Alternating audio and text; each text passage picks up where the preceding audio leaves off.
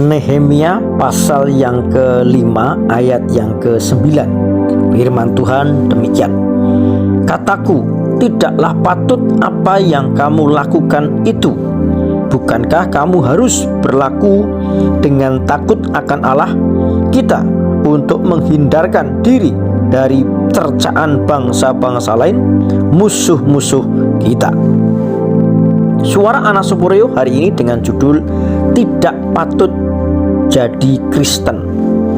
Ternyata pembangunan tembok Yerusalem ada hambatan, juga dikarenakan ketidakadilan yang merajalela dalam masyarakat Yahudi. Mereka yang berkuasa dan kaya menindas yang miskin. Mereka meminjamkan uang dengan mengambil bunga yang tinggi. Lalu mereka juga merampas tanah dan harta benda sebagai pembayaran hutang kaum miskin. Bukan itu saja, mereka tidak segan-segan menjadikan anak-anak orang miskin sebagai budak untuk membayar hutang. Kebenaran yang pertama, Nehemia marah karena umat Israel menjadi hinaan bangsa lain. Pasca pembuangan seharusnya merdeka, tapi mereka tetap saja mengalami ketidakadilan. Orang Kristen tetap tertawan dalam kehidupan lama tidak patut menjadi Kristen. Kebenaran yang kedua, akar pertama permasalahan mereka karena mereka tidak lagi takut akan Allah. Perhatikan ayat yang ke-9.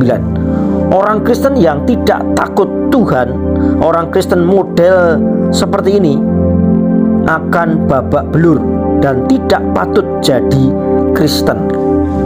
Kebenaran yang ketiga, Nehemia dapat dengan mudah mengatasi ancaman yang datang dari kerajaan tetangga, tetapi ancaman yang serius justru datang dari bangsanya sendiri.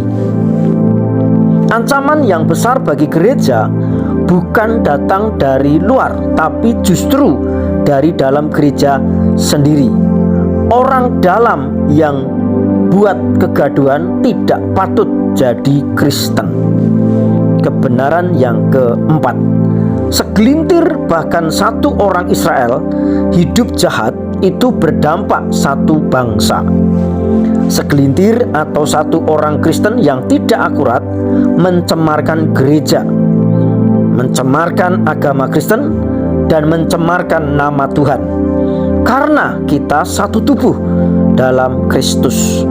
Kekasih Tuhan, hiduplah sepatutnya orang Kristen hidup.